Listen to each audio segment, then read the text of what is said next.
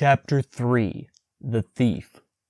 It would be nice, tender, and lovable to tell about my childhood, about my feeling of security with my father and mother, about childhood love and frugal, playful life in gentle, loving, light surroundings. Others have spoken of it enough. I'm only interested in the steps I took in my life to find myself. All the pretty resting spots, islands of happiness and paradises whose magic was not unknown to me, I leave in the splendor of the faraway lie, and do not desire to enter them again. That is why, as far as I am still thinking about my boyhood, I will only speak of what was new for me, what drove me forward, what broke me. These impulses always came from the other world. They always brought with them fear, compulsion, and a guilty conscience. They were always revolutionary and endangered the peace in which I would have liked to have stayed. The years came when I had to rediscover that there was a primal instinct living in me that had to crawl and hide in the loud and light world. Like every human being, the slowly awakening feeling of sex came upon me as an enemy and destroyer, as something forbidden, as seduction and sin. What my curiosity was looking for, what created my dreams, desire and fear, the great secret of puberty, did not fit at all into the bliss that was cherished in my childhood. I acted like everyone. I led the double life of a child who is no longer a child. My consciousness lived in what was at home and allowed. My consciousness denied the dawning new world. Beside that, however, I lived in dreams, urges, desires of a subterranean kind, over which that conscious life built ever more anxious bridges, because the child's world in me collapsed. Like almost all parents, mine did not help the awakening life instincts, which were not mentioned. They only helped, with inexhaustible care, my hopeless attempts to deny the real, and to live on in a child's world that was becoming more and more unreal and mendacious. I don't know if parents can do much about this, and I don't blame mine. It was my own business to deal with myself and find my way, and I did my job badly, like most well-mannered people. Everyone goes through this difficulty.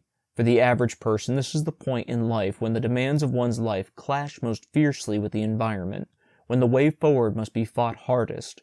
Many experience dying and being reborn, which is our destiny, just this once in a lifetime, when childhood slowly crumbles and collapses, when everything we love wants to leave us, and we suddenly feel the loneliness and deadly cold of space feel us. And very many remain forever stuck on this cliff and painfully cling all their lives to the irretrievable past, to the dream of paradise lost, which is the worst and most murderous of all dreams. Let us go back to history. The sensations and dream images in which the end of childhood was announced to me are not important enough to be told.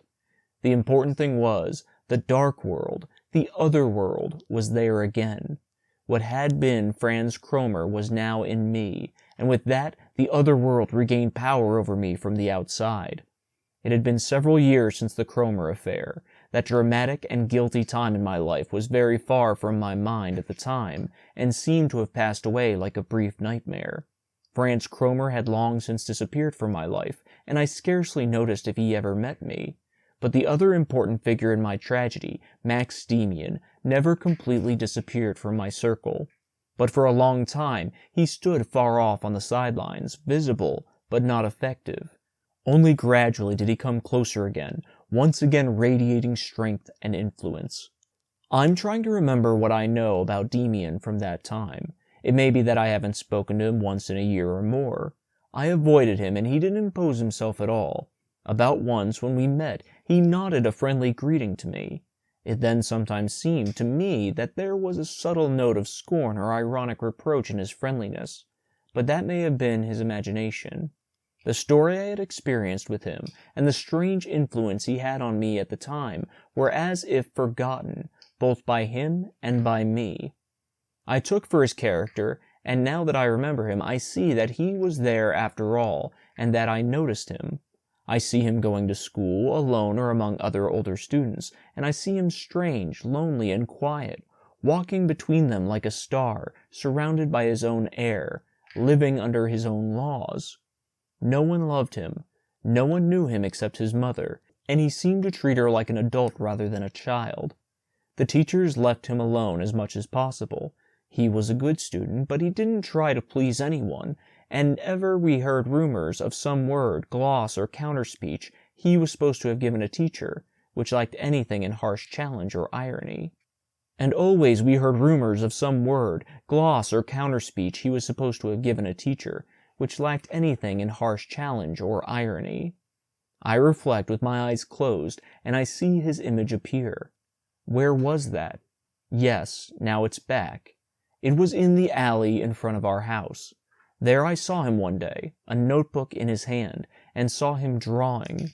He drew the old coat of arms with the bird above our front door, and I stood at a window hidden behind the curtain and watched him, and saw with deep wonder his attentive, cool, bright face turned to the coat of arms, the face of a man, an explorer or an artist, superior and full of will, strangely bright and cool with knowing eyes. And again I see him. It was a little later on the street. We were all standing round a horse that had fallen, coming home from school. It was lying, still harnessed to the drawbar, in front of a peasant wagon, snorting pitifully in the air with open nostrils and bleeding from an invisible wound, so that to its side the white dust of the road slowly soaked darkly. As I turned away from the sight with a feeling of nausea, I saw Demian's face. He hadn't pushed his way forward. He was standing at the back, comfortable and rather elegant, as befitted him. His gaze seemed to be fixed on the horse's head, and again had that deep, silent, almost fanatical, yet dispassionate attention. I had to look at him for a long time, and then, still far from conscious, I felt something very peculiar. I saw Demian's face, and I saw not only he didn't have a boy's face, but that of a man. I saw even more. I thought I saw or sensed that it wasn't a man's face either, but something else. It was as if there was also something of a woman's face in it, and this face in particular seemed to me for a moment not male or childlike, not old or young, but somehow millennial, somehow timeless, stamped by other times than we live them. Animals could look like that, or trees or stars, I didn't know. I didn't feel exactly what I say now as an adult, but something similar. Maybe he was beautiful. Maybe I liked him. Maybe I disliked him. That, too, couldn't be decided. I just saw. He was different from us. He was like an animal, or like a spirit, or like a picture. I don't know what he was like, but he was different, unimaginably different from all of us. My memory doesn't tell me more, and perhaps this too is partly drawn from later impressions. It wasn't until I was several years older that I finally came into closer contact with him again. Demian had not been confirmed in the church when he was born, as custom would have demanded, and rumors soon arose about this too. At school it was said again that he was actually a Jew, or no, a heathen, and others knew that he and his mother were without any religion or belonged to some fabulous, dreadful sect. In connection with this, I think I also heard the suspicion that he was living with his mother as if he were a lover. It was probably the case that up to now he had been brought up with a religious affiliation, but that this now gave rise to fears of some kind of disadvantage for his future. In any case, his mother decided now, 2 years later than his contemporaries, to attend the confirmation.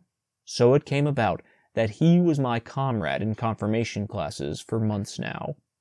For a while I kept myself completely away from him. I didn't want to be part of him. He was too surrounded by rumors and secrets for me, but I was particularly disturbed by the feeling of obligation that had remained in me since the affair with Cromer. And just then I had enough to do with my own secrets.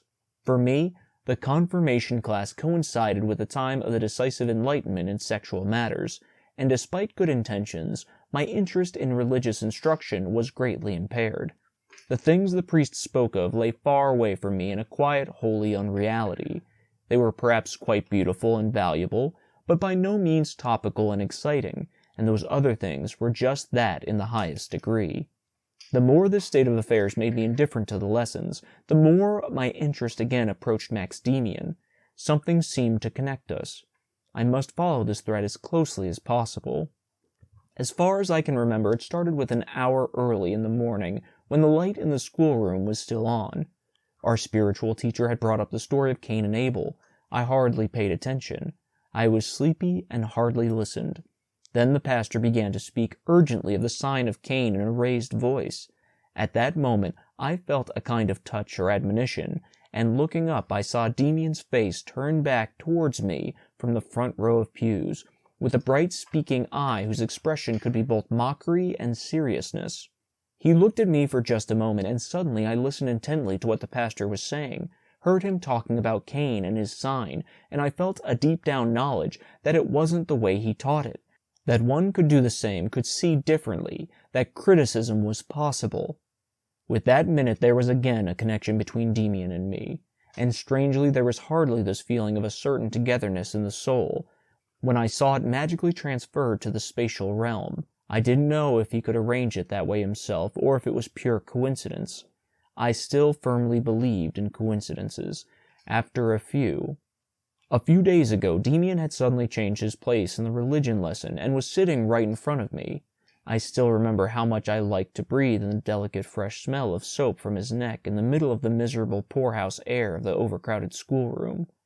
And had it again a few days later, he changed again, and now sat next to me, and there he remained seated through the whole winter and the whole spring. The morning hours had changed completely. They were no longer sleepy and bored. I looked forward to them. Sometimes we both listened to the pastor with the greatest attention. A glance from my neighbor was enough to point out a strange story, a strange saying, and another look from him, a very definite one, was enough to admonish me, to stimulate criticism and doubts in me. Very often, however, we were bad students, and heard nothing about the lessons. Demian was always nice to his teachers and classmates. I never saw him do anything foolish like a schoolboy.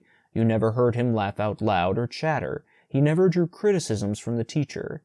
But very quietly, and more with signs and looks than with whispered words, he understood how to get me involved in his own occupations, to let me participate. Some of these were of a strange nature. For example, he told me which of the students interested him, and how he studied them. Some he knew very well. He said to me before the lesson, "If I give you a sign with my thumb, then so-and-so will look around for us, or scratch their neck, etc." During the lesson, when I often hardly thought about it any more, I turned. Max suddenly gave me his thumb with a conspicuous gesture. I quickly looked for the designated student, and saw him each time making the required gesture as if pulled by a wire. I pestered Max that he should try the same thing with the teacher, but he didn't want to do it. But once when I came into class and told him I hadn't learned my homework today, and that I really hoped the pastor wouldn't ask me anything, he helped me. The pastor was looking for a student whom he wanted to have recite a piece of catechism, and his roving eye rested on my guilty face. Slowly he approached, stretched out his finger towards me, already had my name on his lips. Then suddenly he became distracted or restless, tugged at his collar, stepped up to Demian, who looked him straight in the face, seemed to want to ask him something, but surprisingly turned away again, coughed for a while, and then asked another student. Only gradually did I notice, while these jokes greatly amused me, that my friend often plays the same game with me. It happened that on the way to school I suddenly had the feeling that Demian was walking behind me, and when I turned around he was right there. "Can you actually make someone else think what you want?" I asked him. He readily provided information, calmly and matter-of-factly in his adult manner. "No," he said, "you can't. You don't have free will, even if the pastor acts like that. Neither can the other think what he wants, nor can I make him think what I want. But one can observe someone well, and then one can often say fairly exactly what he is thinking or feeling, and then one can usually also predict what he will do in the next moment. It's very simple. People just don't know. Of course, it takes practice. For example, among the butterflies there are certain moths in which the females are much rarer than males. The moths reproduce just like all animals. The males fertilize the female, who then lays eggs. If you now have a female of these moths, natural scientists have often tried it, then the male moths will come flying to this female at night, for hours at a time. Hours, guess! For how many kilometers all these males sense the only female that is in the area. You try to explain it, but it's difficult. It must be some sort of sense of smell or something, like good hunting dogs can find and follow an imperceptible trail. You understand these things like that. Nature is full of them, and nobody can explain them. But now I say, if the females were as common as the males in these butterflies, they wouldn't have the sensitive nose. They only have it because they have trained themselves to have it. When an animal or human puts all of its attention and will into a specific thing, it achieves it. That's all. And that's exactly what you mean. See a human accurately enough, then you know more about him than he does himself. It was on the tip of my tongue to say the word mind reading, to remind him of that scene with Cromer that happened so long ago, but this was also a strange thing between the two of us. Neither he nor I ever made the slightest allusion to the fact that, several years ago, he had once intervened so seriously in my life. It was as if nothing had ever happened between us before, or as if each of us was counting on the other having forgotten it. It even happened once or twice that we crossed the street together and met Franz Cromer, but we didn't exchange a look, didn't say a word about him. But how about the will, I asked. You say you don't have free will, but then you say again that you only need to focus your will firmly on something, and then you can achieve your goal. That's not correct. If I'm not the master of my will, then I can't direct it here or there at will. He patted my shoulder. He always did that when I made him happy. It's good that you asked, he said, laughing. You always have to ask. You always have to doubt. But the thing is very simple. For example, if such a moth wanted to focus its will on a star or somewhere else, it could not. Only he doesn't try at all. He only looks for what has meaning and value to him, what he needs, what he absolutely must have, and that's where he manages to do the unbelievable. He develops an enchanting sixth sense that no other animal has except him. We have more leeway, certainly, and more interest than an animal, but we too are bound in a relatively narrow circle, and more interest than an animal. But we too are bound in a relatively narrow circle and cannot go beyond that. I can probably fantasize about this and that, like imagining that I really want to go to the North Pole, or something like that, but I can only carry it out and want it sufficiently strongly if the wish lies entirely within me, if my being is really completely filled with it. As soon as that is the case, as soon as you try something that you are told to do from within, then it works. Then you can strain your will like a good horse. For example, if I now resolve to make our Lord Pastor no longer wear glasses in the future, that's not possible. This is just a gimmick. But when, back in the fall, I got the firm will to be transferred from my bank over there, things went quite well. Suddenly there was someone who came before me in the alphabet and who had been ill up to now. And because someone had to make room for him, of course I was the one who did it, because my will was ready to seize the opportunity immediately. Yes, I said. It was very peculiar to me then, too. From the moment we became interested in each other, you grew closer to me. But how was that? At first you didn't sit next to me right away. You sat on the bench in front of me a couple of times, didn't you? How did that happen? It was like this. I didn't really know where I wanted to go myself when I wanted to get away from my first place. All I knew is that I wanted to sit further back. It was my will to come to you, but I had not yet become aware of it. At the same time, your own will went along and helped me. Only when I was sitting there in front of you did I realize that my wish was only half fulfilled. I realized that I had really not wanted anything but to sit next to you. But then no new one entered. No, but back then I just did what I wanted and sat next to you without further ado. The boy I switched places with was just amazed and let me do it. And the pastor once noticed that there had been a change. Anyway, whenever he has anything to do with me, something secretly bothers him.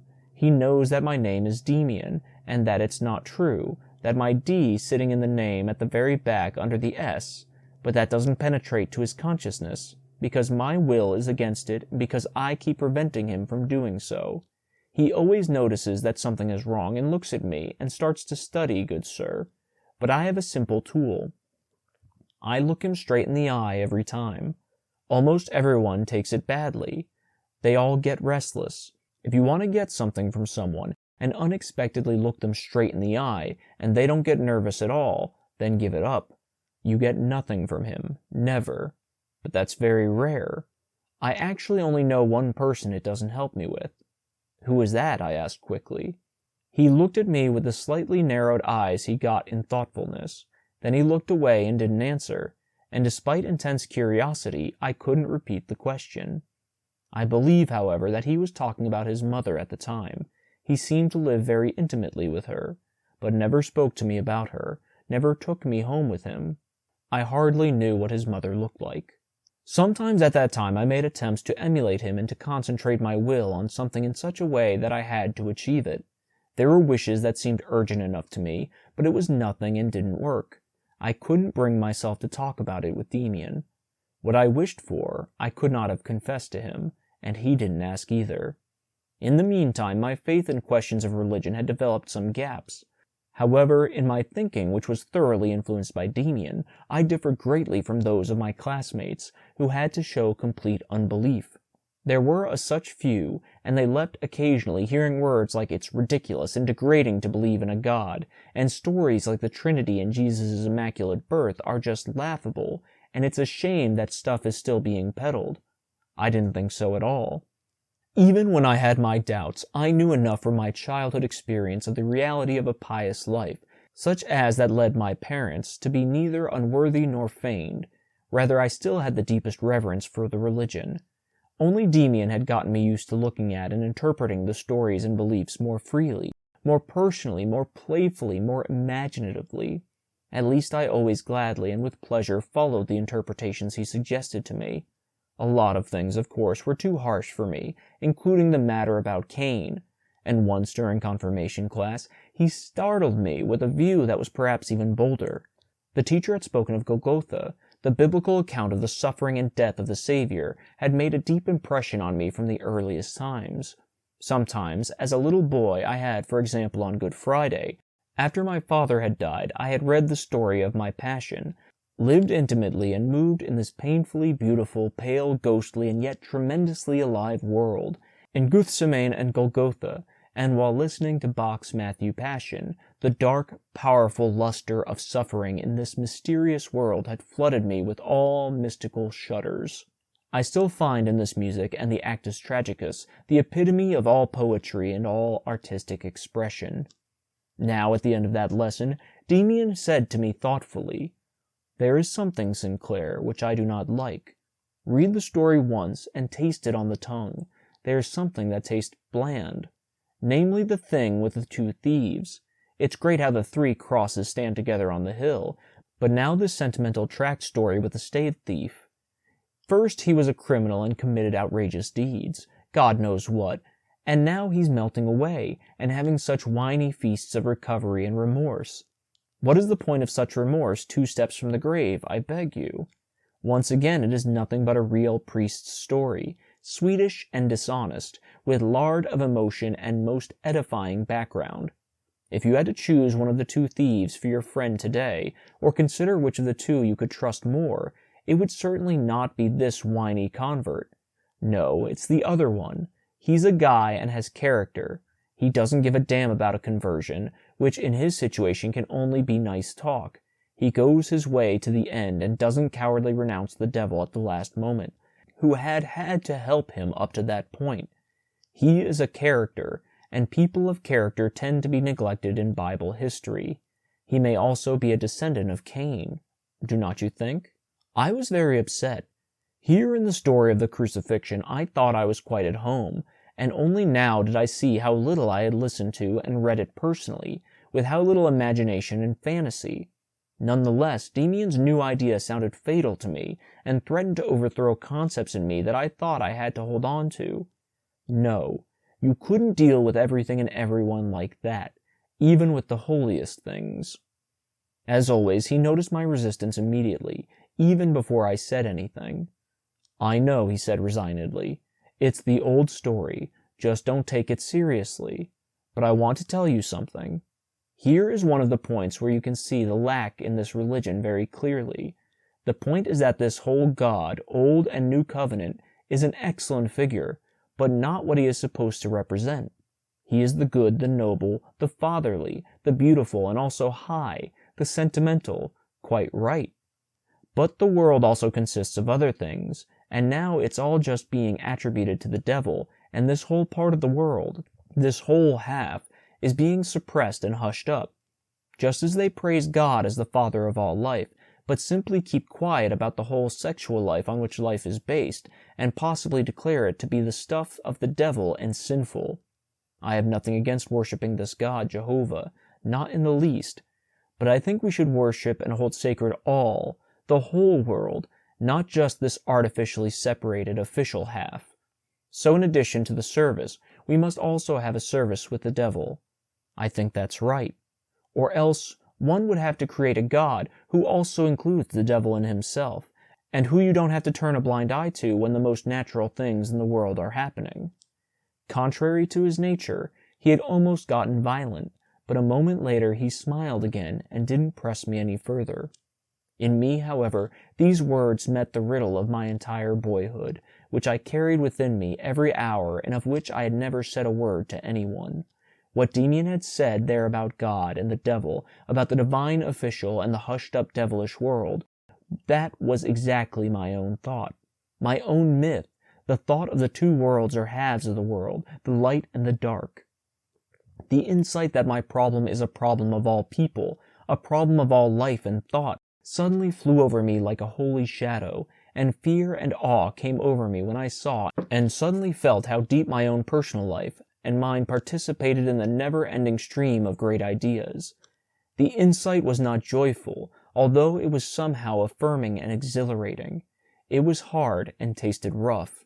For the first time in my life, revealing such a deep secret, I told my comrade about my conception of the two worlds, which had existed since my earliest childhood days, and he saw immediately that my deepest feelings agreed with him and proved him right. It wasn't his way to take advantage of something like that.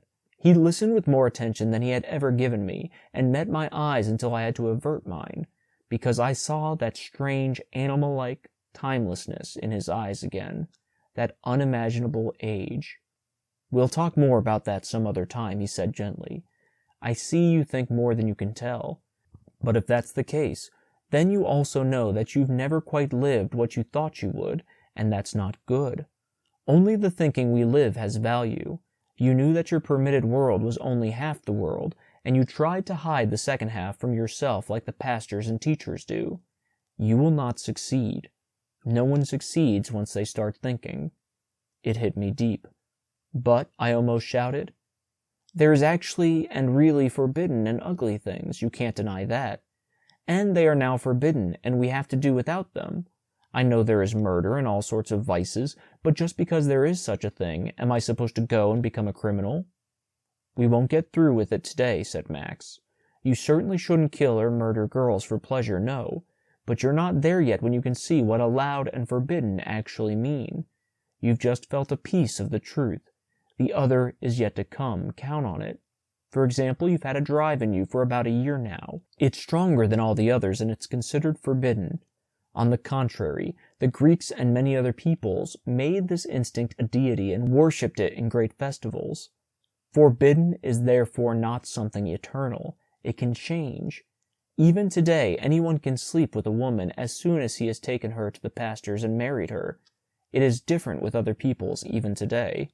Therefore, each of us must find for himself what is permitted and what is forbidden to him. One can never do anything forbidden, and can be a great scoundrel at it, and vice versa. Actually, it's just a matter of convenience. Anyone who is too lazy to think for himself and to be his own judge simply submits to the prohibitions as they happen to be. It's easy for him. Others feel commandments in themselves. Things are forbidden to them that every man of honor does every day, and they are allowed to do other things that are otherwise frowned upon. Everyone has to stand up for themselves." He suddenly seemed to regret having said so much and broke off. Even then I could understand to some extent what he was feeling. As pleasantly and apparently extravagantly as he used to present his ideas, he still couldn't stand a conversation just for the sake of talking, as he once said, to death. With me, however, he felt, in addition to genuine interest, too much play, too much joy in clever gossip, or something like that. In short, a lack of complete seriousness. When I reread the last word I wrote, perfect seriousness, another scene suddenly comes to mind, with the most haunting one that I experienced with Max Demian in still those infancy days. Our confirmation approached, and the final hours of spiritual instructions were about the Lord's Supper. It was important to the pastor, and he made a great effort. Something of consecration and mood could be felt in these hours. Just in these last few hours of instruction, My thoughts were elsewhere, and that was my friend's person. As I awaited the confirmation, which was explained to us as our solemn acceptance into the fellowship of the church, the thought inevitably forced itself on me that the value of this 6-month religious instruction for me lay not in what we had learned here, but in the proximity and the influence of Demian. I was not ready to be accepted into the church, but into something quite different, into an order of thought and personality. I tried to push back this thought. I was serious about experiencing the celebration of confirmation with a certain dignity despite everything, and this didn't seem to go well with my new thoughts. But I could do what I wanted. The thought was there and it connected. I gradually got used to the upcoming church celebration. I was ready to celebrate it differently than the others.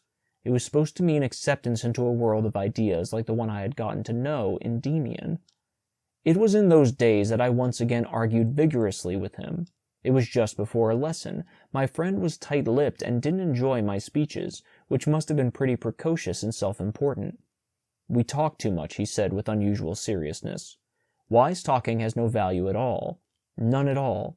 You only get away from yourself. Getting away from yourself is sin. You have to be able to crawl into yourself like a tortoise." We immediately entered the classroom. The lesson began. I made an effort to pay attention, and Demian didn't bother me. After a while, I began to feel something strange from the side where he was sitting next to me, an emptiness or coolness or something like that, as if the seat had suddenly become empty. As the feeling began to become oppressive, I turned around. There I saw my friend sitting, upright and in good posture as usual, but he still looked very different than usual, and something emanated from him, something about him that I did not recognize. I thought he had closed his eyes, but saw that he was keeping them open. But they did not look. They could not see. They were rigid and turned inwards or into a great distance. He sat there completely motionless. He didn't even seem to be breathing. His mouth looked like it was carved out of wood or stone. His face was pale, evenly pale, like stone, and his brown hair was the liveliest thing about him. His hands lay before him on the bench, lifeless and still like objects, like stones or fruit, pale and motionless, but not limp, but like firm, good coverings around a hidden, strong life. The sight made me tremble. "He is dead," I thought, almost saying it out loud. But I knew he wasn't dead. I clung spellbound to his face, to that pale stone mask, and I felt that was Demian. The way he was usually when he walked and talked with me was only half a Demian, someone who played a part from time to time, accommodating himself, doing something to please me. But the real Demian looked like this one, so stony, ancient, animal-like, beautiful and cold, dead and secretly full of unheard-of life, and around him this silent emptiness, this ether and starry space, this lonely death. Now it's all gone into itself, I felt, shuddering. I had never been so lonely. I had no part in him. He was inaccessible to me. He was further from me than if he had been on the furthest island in the world. I hardly understood that no one saw it but me. Everyone had to look up, but no one paid any attention to him. He sat pictorially, and, I had to think, strangely idolically stiff. A fly settled on his forehead, ran slowly down his nose and lips. He didn't flinch. Where was he now? What was he thinking? What was he feeling? Was he in a heaven? In a hell? I wasn't able to ask him about it. When, at the end of the lesson, I saw him alive and breathing again, when his eyes met mine, he was the same as before. Where did he come from and where had he been? He seemed tired. His face had color again, his hands were moving again, but his brown hair was now dull and tired. Several times over the next few days I indulged in a new exercise in my bedroom. I sat up straight in a chair, stared, kept perfectly still, and waited to see how long I could stand it, and how it would feel. However, I just got tired and itched my eyelids badly. Confirmation was soon after, of which I have no important memories. Everything was different now. Childhood fell in ruins around me. The parents looked at me with a certain embarrassment. The sisters had become completely strange to me. A disillusionment falsified and faded my usual feelings and joys. The garden was scentless. The forest did not tempt. The world stood around me like a sail of old things, bland and unattractive. The books were paper, the music was noise. So the leaves fall around an autumn tree. It doesn't feel it. Rain runs down it, or sun, or frost, and in it life slowly withdraws into the narrowest and innermost. He doesn't die. Expected. It had been decided that after the holidays I would go to another school, and for the first time get away from home. Sometimes my mother approached me with special tenderness, saying goodbye in advance, trying to conjecture up love, homesickness, and unforgettable memories in my heart. Demian was away. I was alone.